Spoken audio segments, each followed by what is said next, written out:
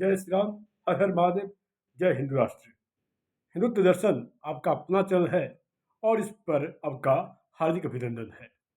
और मित्रों, आज एक मुख्य विषय है प्रभु श्री रामचंद्र के महात्म्य को लेकर बताना और उनके जीवन वृत्तांत को आपके सामने रखने के लिए हमारा यह प्रयास है।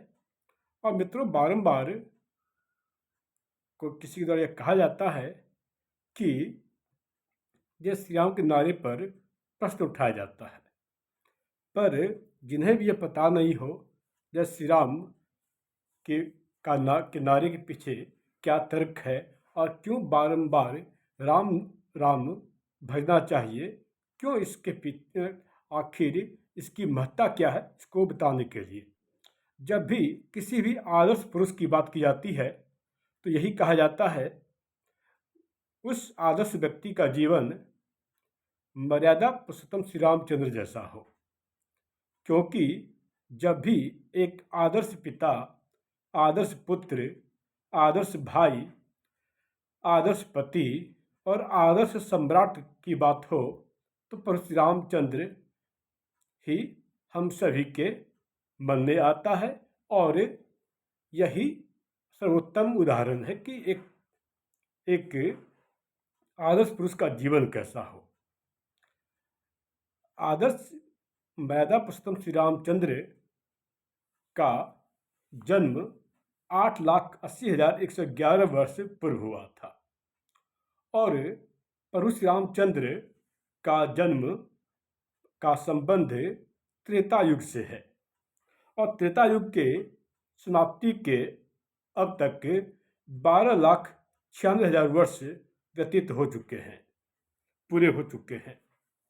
और किन्हीं बद्धों का यह भी प्रश्न था कि प्रभु श्री रामचंद्र 4 भाई ही क्यों थे, इसके पीछे कौन सा तर्क है।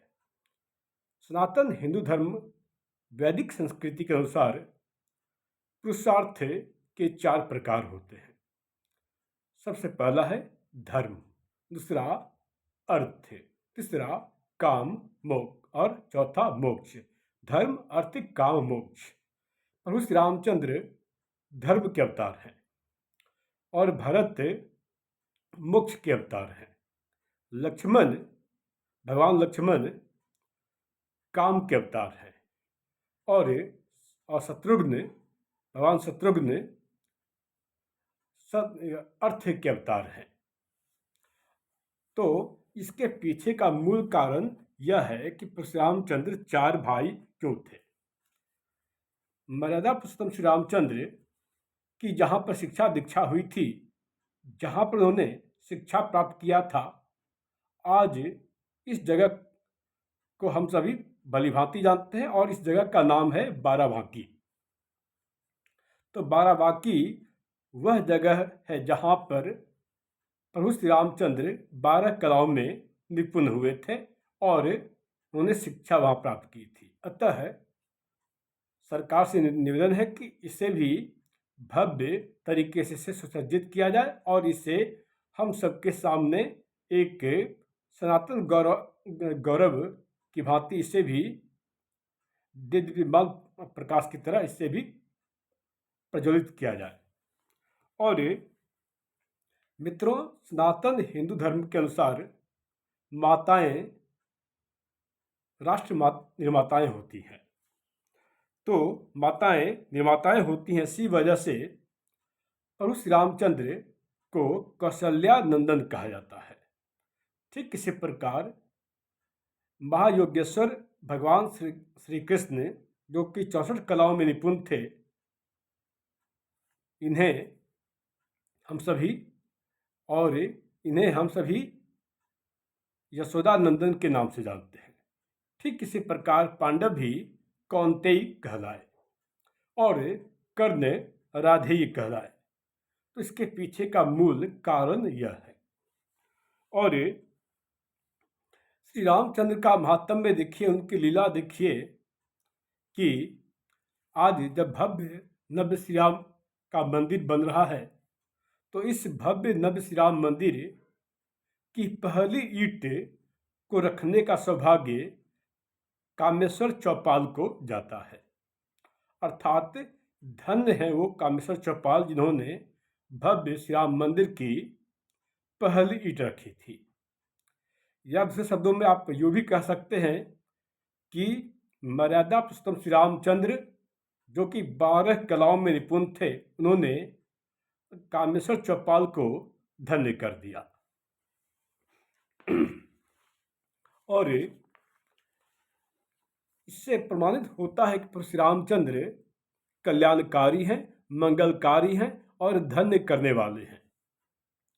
तो जब मर्यादा पुरुषोत्तम श्री रामचंद्र ने कामेश्वर चौपाल की जाति नहीं देखी, उनका मंगल किया, उन्हें धन्य किया, तो हम सब आखिर जाति के बंधनों में क्यों पड़े। जाति से ज़्यादा हमारे कर्म महत्व रखते हैं और कर्म के आधार पर ही वर्ण का निर्धारण होता है। बहुतों को क्षमा कीजिएगा, बहुतों को जाति और वर्ण में अंतर नहीं पता है। इसे पता होना चाहिए कि आपके कर्म ही आपको पूजनीय और आपको आदरणीय बनाते हैं, सम्मान प्रदान करते हैं। और एक बात यह भी कि सम्रांगण सूत्रानुसार जब भी कोई भव्य श्री राम मंदिर, जब भी कोई भव्य मंदिर बनता है, सम्रांगण सूत्र के अनुसार जब भी कोई भव्य मंदिर बनता है, उसमें 4 ईंटें रखी जाती है। पहली ईंट का नाम होता है नंदा, दूसरा का नाम होता है भद्रा, तीसरा का नाम होता है जया और चौथा पूर्णा। अर्थात इन 4 ईंटों को रखने वाले जो है, 4 ईंटों के नाम नंदा, भद्रा, जया और पूर्णा है। तो इसको रखने वाले कितने ही सौभाग्यशाली हैं। और गौरतलब बात तो यह है कि श्री रामचंद्र पुरुषोत्तम श्री राम के राजाभिषेक से पहले प्रभु श्री रामचंद्र का वनवास हुआ। फिर माता सबरी, जिनका वास्तविक नाम श्रावणी था, श्रावणी, तो उनका सम्मान हुआ। इसके बाद निषाद राज का राजाभिषेक हुआ और फिर इसके बाद सुग्रीव का राजाभिषेक हुआ। मर्यादा पुरुषोत्तम श्री रामचंद्र की महानता ही कुछ ऐसी है कि जो हम सब सनातनी हिंदुओं को, किसी को भी मंत्रमुग्ध कर देती है, अभिभूत कर देती है, गौरवान्वित कर देती है। यह प्रसंग रामायण, जो कि वाल्मीकि द्वारा रचित है, इससे ली गई है। रामायण में श्रीलंका के बारे में बताया गया है कि यह स्वर्ण नगरी बहुत ही रमणीय और मंत्रमुग्ध करने वाली थी। और जब रामायण में के अनुसार प्रभु श्री रामचंद्र ने जब रावण पर विजय प्राप्त कर ली, तो लक्ष्मण ने उनसे कहा कि क्यों न हम सभी यहीं पर शासन कर लिया जाए, क्यों नहीं पर शासन किया जाए। तब मर्यादा पुरुषोत्तम श्री रामचंद्र ने कहा कि माँ और जन्मभूमि स्वर्ग से बढ़कर होती है। तो माँ और मातृभूमि स्वर्ग से बढ़कर होती है, अतः इसीलिए कहा गया जननी जन्मभूमिश्च स्वर्गादपि गरीयसी। जब मर्यादा पुरुषोत्तम श्री रामचंद्र भारत देश को भारत माता कहकर पुकारते हैं, तो तथाकथित महात्मा गांधी इस देश के राष्ट्रपिता किस आधार पर, उन्हें राष्ट्रपिता कैसे कहा जाए। मर्यादा पुरुषोत्तम श्री रामचंद्र भगवान के प्रमाण अथर्ववेद के 10वें कांड के 31वें अनुवाद के द्वितीय मंत्र के अष्टचक्र में है। मर्यादा पुरुषोत्तम श्री रामचंद्र का जब वनवास हुआ था, तब सबसे पहले जब वनवास अयोध्या से आरंभ हुआ, फिर इसके बाद हम सभी के आराध्य श्री रामचंद्र का गंगा तट पर जाना हुआ।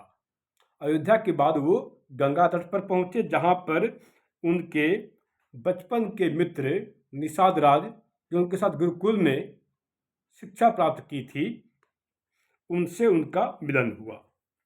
और परशुराम चंद्र का जब इनसे मिलन गंगा नदी के तट पर हुआ, इसके बाद इनका जाना प्रयागराज के त्रिवेणी संगम पर हुआ। प्रयागराज के त्रिवेणी संगम पर पहुंचे, जहां पर इनका मिलन भारद्वाज ऋषि मुनि से हुआ। और भारद्वाज ऋषि मुनि के निर्देशानुसार प्रभु श्री रामचंद्र, लक्ष्मण और माँ सीता चित्रकूट पहुंचे। चित्रकूट वही जगह है जहां पर इनके भाई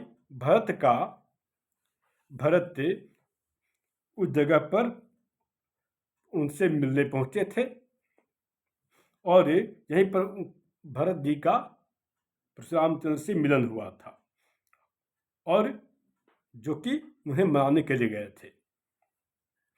परशुराम चंद्र चित्रकूट से होते हुए दंडक वन पहुंचे, और दंडक वन में इन्होंने अपने जीवन के 10 वर्ष व्यतीत किए।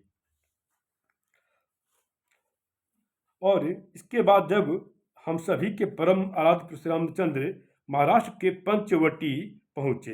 पंचवटी वही जगह है जहां पर प्रभु श्री रामचंद्र और माँ सीता जब वहाँ पर थे, तो यहाँ पर ही रावण ने माँ सीता का अपहरण किया।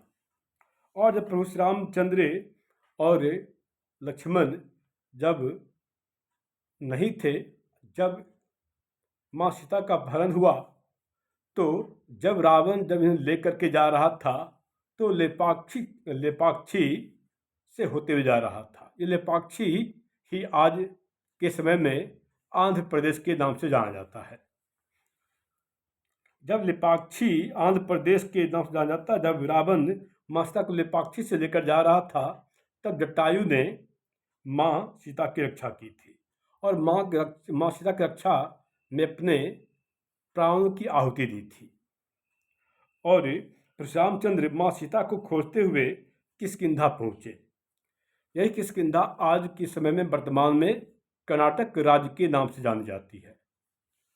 और किष्किंधा में ही प्रभु श्री रामचंद्र का पवन पुत्र बजरंगबली हनुमान से उनका मिलन हुआ। फिर सुग्रीव से मिलन हुआ, और सुग्रीव से मिलन के बाद किष्किंधा ही वो जगह है जहाँ पर प्रभु श्री रामचंद्र ने बाली का वध किया, क्योंकि बाली ने अनैतिक रूप से अपने छोटे भाई की पत्नी को अपने पास रख लिया था, जबकि शास्त्रानुसार छोटे भाई की पत्नी पुत्रवधू के समान होती है।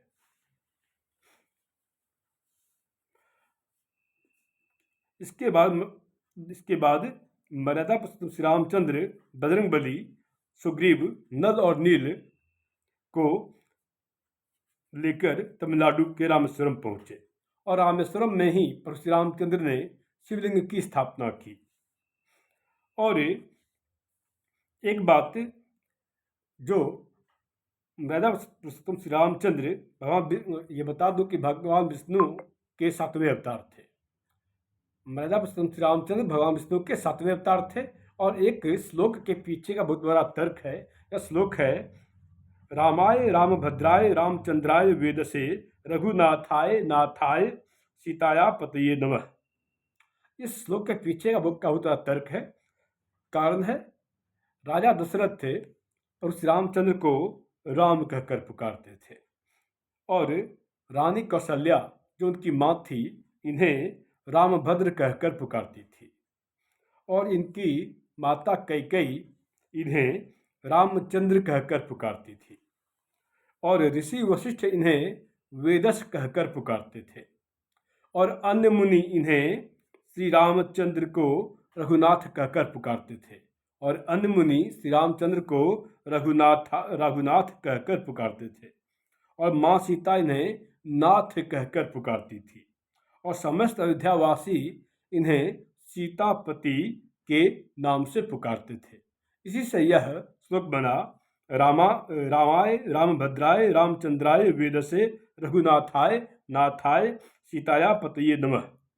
एक बार फिर से रामाय रामभद्राय रामचंद्राय वेदसे रघुनाथाय नाथाय सीताया पतये नमः। तो श्री रामचंद्र की माता कौशल्या का संबंध दक्षिणी कौशल से है और दक्षिणी कौशल के से होने के कारण ही इनका नाम कौशल्या पड़ा। वर्तमान में यही कौशल छत्तीसगढ़ के नाम से जानी जाती है। और छत्तीसगढ़ में एक बहुत बड़ी बात आप सभी को मैं बता रहा हूँ और वह यह है कि छत्तीसगढ़ में कभी भी कोई मामा अपने भांजे से चरण स्पर्श नहीं करवाता, कारण कि उनका यह मानना है कि वो सभी अपने भांजे में और श्री रामचंद्र का ही अंश देखते हैं, का रूप देखते हैं। इसी वजह से वो अपने वहाँ छत्तीसगढ़ में कोई भी मामा अपने भांजे से चरण स्पर्श नहीं करवाते। रावण के द्वारा जब माँ सीता का अपहरण कर लिया गया और रामचंद्र को माता सीता की खोज में काफ़ी जब चिंतित थे, काफ़ी खोज में ददर भटक रहे थे, तो माँ सीता का पता बताने वाले वो संपाति ही थे। संपाति जटायु के बड़े भाई थे और हम सभी को यह बस जानना चाहिए कि जटायु और संपाति अरुण नाम के देवपक्षी की संतान थे। अतः यह सभी सनातन हिंदू धर्म से संबंधित गूढ़ विषयों को और सनातन धर्म से संबंधित जानकारियों को जानने हेतु चैनल को लाइक, शेयर और सब्सक्राइब करें और वीडियो को अंत तक कर देखें, क्योंकि आधे अधूरे वीडियो से आप पूरी जानकारी प्राप्त नहीं कर सकते। अतः पूर्ण जानकारी हेतु चैनल को आप अवश्य देखें और जिससे कि आपकी इस कृति से हमारा हिम्मत बढ़ता है और आगे भी अनेकानेक विषयों को लेकर के आने का में हमें सफलता प्राप्त होती है। तब तक के लिए जय श्री राम, हर हर महादेव, जय हिंद राष्ट्र।